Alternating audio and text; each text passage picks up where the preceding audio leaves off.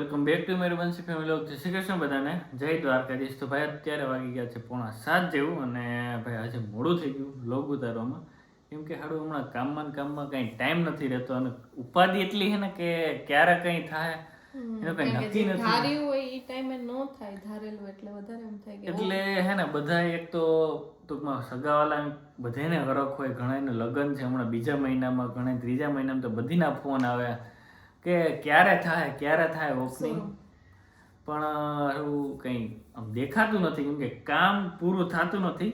અને કારીગરની તમને ખબર જ હોય હાડી ખરેખર ટાઈમ પૂરું ન કરે. એમ એક દિવસનું હોય ને 3 દિવસ લાગે, 3 દિવસનું હોય ને 5 દોઢ દિવસનું કામ હતું લાદીનું, તો એની 5 દી કર્યા, 2 દી નો આવ્યા નહીં. તો હાડું આમ કઈ અંદાજ નથી આવતો ક્યારે બધું થાય. હજી તો કેટલા બધા લોકોના ફોન આવે, અથવા તો હવે કોઈને પણ મળીએ તો બધા એક જ સવાલ કરે કે ક્યારે ચાલુ થશે. એટલે પણ હવે શું કહેવાય કે અમારી પાસે કોઈ આન્સર નથી, પણ જો કે સારું બનાવતા હોય એટલે વાર તો લાગે જ, પણ શું કહેવાય થોડોક વધુ જ ટાઈમ લાગી ગયો છે, અને હજી લાગશે, કેમ કે બધું એક તો તાત્કાલિક મળી જાય એવું નથી બધી વસ્તુ, એટલે 1-2 દિવસ વાર લાગે. પણ હવે તો શું કહેવાય કે કારખાનું તો હમણાં બંધ છે, 1-2 દિવસ થયા બંધ છે, એટલે હવે તો હું ત્યાં જ હોય કેશોદ જ, અને વ્લોગ એના માટે જ થઈને નથી આવતો. અને કંઈક આમ દહીં હોજી જાય ને પછી મજા આવે કે સારું હરખ થાય એમ.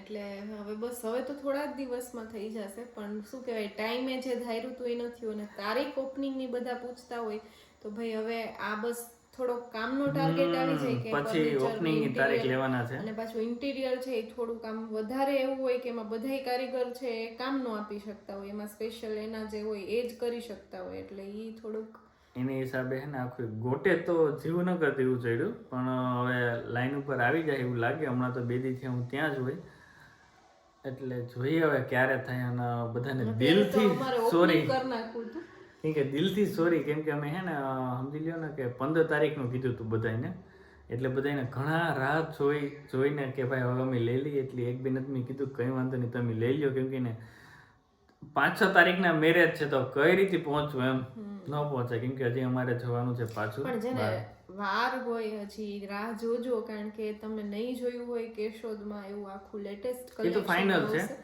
એટલે જોઈ શકો તો જોજો. અને શું કહેવાય બાકી હવે બસ વધીને ફેબ્રુઆરીના સ્ટાર્ટિંગમાં તો થઈ જ જશે, એ ફાઇનલ છે કે જેમ બને એમ વહેલું હવે તો.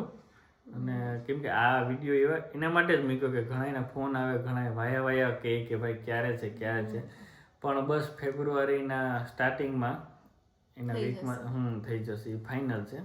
હવે સોરોથી કામ ઉપાડ્યું લીધું. તો બન્યા રહેજો, અમારી સાથે જોડાયેલા રહેજો, અને શું કહેવાય કે થઈ જાય એટલે અમે બસ હવે 1-2 દિવસમાં ડેટ લઈ આવશું કે ક્યારે ઓપનિંગની ડેટ, પછી ફાઇનલ ડેટ છે એ પણ રિવીલ કરી દેશું. પણ બસ આવું બધું છે, એટલા માટે વાર લાગે છે થોડીક કારીગરને. પણ બધાથી થશે બેસ્ટ. કીધું ને મેં કે માંગરોળ તાલુકામાં, કેશોદ તાલુકામાં છે ને એ ફાઇનલ છે. તમે એકવાર નીકળજો એટલે આવું જ જોઈએ શોરૂમે. એવું અમે વિચારીએ, હવે દ્વારકાધીશની કૃપા અને દયા, બરાબર એવું જ કલેક્શન પણ હશે, એ પણ ફાઇનલ છે.